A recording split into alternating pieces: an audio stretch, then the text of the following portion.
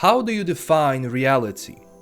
Did you ever stand on the street waiting for someone and you start looking at the people walking by, going on with their daily routines, either happy or sad, lonely or loved? And then you realize that each one of these people have their own realities, their daily routines and behaviors, their friends and family. Each one of them perceives it in their own way. Then you wonder if one of those people is up to no good. You never know who walks around you. Maybe you are scared or confident. These are the feelings we have in life. And translating that into a video game is a difficult thing, especially because making something that will immerse a person into a dystopian world needs to mimic those feelings we have in real life when we interact with the world around us. Now, immersing us in a world with an advanced technology set in the future is not going to be hard, right? We are already surrounded by technology, even though it's not as superior like the one in Cyberpunk, but still, technology is all around us. But we share something else with the subgenre. We share the similarities in our realities. Cyberpunk is where high-tech meets low-life, where corporations have more power than the government, and crime in some areas is basically legal. Does this sound familiar?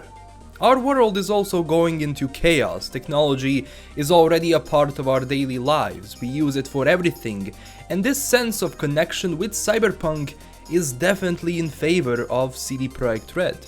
Obviously, the reason of this essay is about their exploration into creating the most immersive universe in a video game, and if done well, the game will connect with people. So enough of philosophy, let's go right into the minds of developers and directors behind this game. Being the fans of the original Cyberpunk 2020 tabletop RPG and working closely with Cyberpunk 2020 co-creator Mike Pondsmith, CDPR decided to try and recreate the feeling of playing a tabletop RPG through a different medium. Tabletop games in general are universes created but left undone, so that the game master can craft their own adventure inside of that universe. In Cyberpunk you go through many different situations and missions, where you play what class of your choosing. Depending on your imagination you can craft an amazing character to play with. So Cyberpunk 2077 is that, but in a virtual form, and what really amazed me is their approach with those same missions and how you interact with the world around you.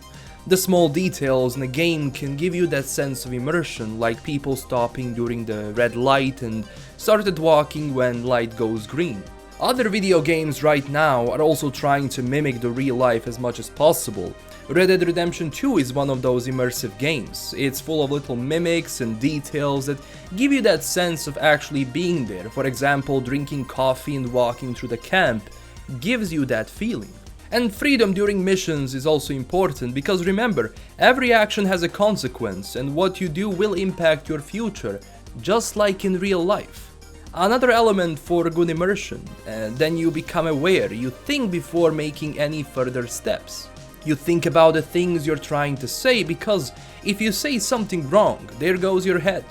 There were many successful games in the past that rely on dialogue choices. That is also another positive aspect in an RPG, especially extremely important for Cyberpunk.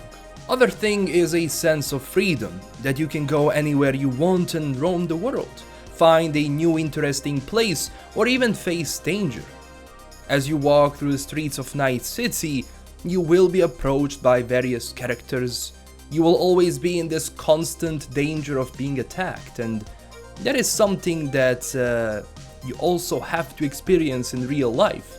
And that is why I say crafting this reality is extremely difficult because of those little details, and that takes time, so no wonder that CDPR went with when it's ready. And that is what Cyberpunk is about, and CDPR is aiming for that kind of a game. Sometimes you will have to make sacrifices. For example, first-person only game is what developers decided to go with to create that immersion of being in that huge city, in that huge world. Now yes, people perceive immersion in their own way, but it's better to have people sticking to one version and polishing it as much as they can, than to just give you third person for the sake of third person, and it's not polished, it has problems, and I'm certain there will be mods for that, and I know that a lot of gamers out there are actually suffering from motion sickness, and playing from first person can make them nauseous, and it's not really an enjoyable thing to do. So hopefully that CDPR is going to do something to reduce that effect. And having CD Projekt RED develop this game that previously created another award-winning game, The Witcher 3, there is a lot of hype building up around it, and because they are known for creating quality games, people want this to succeed. The business model of their company, or treating community in a good way, not being greedy, earned them a huge respect in the gaming community. And creating that cyberpunk world is not easy. That's why I expect less to be actually surprised rather than disappointed, but my trust is with this company. And what we've seen so far in how they think about every single detail in the game, the craft does that cyberpunk world with things to see and interact with.